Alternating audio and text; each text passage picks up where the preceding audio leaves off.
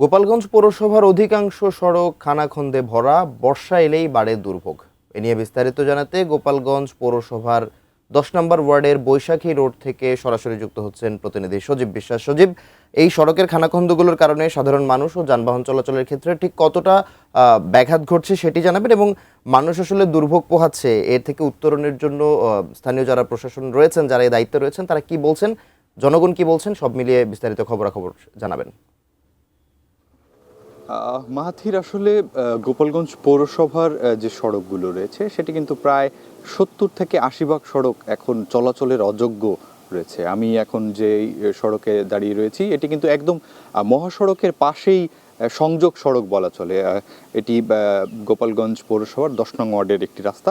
আপনি দেখতে পাচ্ছেন যে রাস্তায় যে পরিমাণ পানি জমে থাকে তাতে কিন্তু প্রায় 4 আঙুল পরিমাণ পুর কাদা মাটি হয়েছিল, এবং আমার ঠিক সামনের দিকে আমি যদি একটু দেখানোর চেষ্টা করি যে সড়কটা আমি রয়েছি, আসলে এই সড়কটায় স্থানীয়রা কিন্তু মানে এত ভাঙাচোরা বা এত খারাপ অবস্থার কারণেও নিজেরা নিজ উদ্যোগে কিন্তু তাদের যে ইটের খোয়া বা ভাঙাচোরা কিছু দিয়ে মানে কোনো রকমে তারা এই সড়কে চলাচল করতে পারে সেই ব্যবস্থা কিন্তু করছে, এতটাই খানাখন্দা এই পৌরসভার রাস্তায়।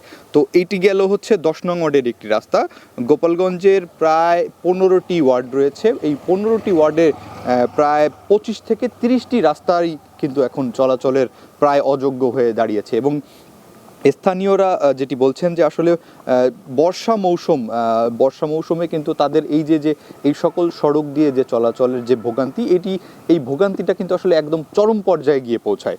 একটা সময় যখন আসে যে মানে কোথায় রাস্তা আর কোথায় খানাখন্দ, এটি কিন্তু যারা রিক্সা চালক, ভ্যান চালক বা যারা মোটরসাইকেল চালক তারা কিন্তু এটা বুঝতে পারে না অনেক সময়, এবং তখন আসলে এই রাস্তায় চলতে গেলে কিন্তু আরও তখন বেশি বিপদ হয়, গাড়ি খানাখন্দে পড়ে যায়। এবং সর্বশেষ যদি একটু কথা বলি যে এই গোপালগঞ্জ পৌরসভার যে প্রশাসক ছিলেন, সর্বশেষ তার সাথে আমাদের কথা হয়েছিল, তিনি আমাদেরকে জানিয়েছিলেন যে যেহেতু বর্ষা মৌসুম চলছে, বর্ষা মৌসুমে আসলে টেকসই যে উন্নয়ন বা টেকসই যে সংস্কার সেটি আসলে সম্ভব না, সেটি কিন্তু তিনি জানিয়েছিলেন। কিন্তু পৌরবাসী কিন্তু এই যে সকল সমস্যা বা এই যে ভোগান্তি, এই ভোগান্তি থেকে কিন্তু তারা মানে মুক্তি চেয়েছেন বারবার। এবং গত 24 সালের 5ই আগস্টের পরে এই যে প্রায় 2.5 বছর কিন্তু গোপালগঞ্জের রাস্তার একদম টেকসই উন্নয়ন বা কোনো দৃষ্টিনন্দন সংস্কার কিন্তু এখন পর্যন্ত আমাদের চোখে পড়েনি। তো সব কিছু মিলিয়ে আসলে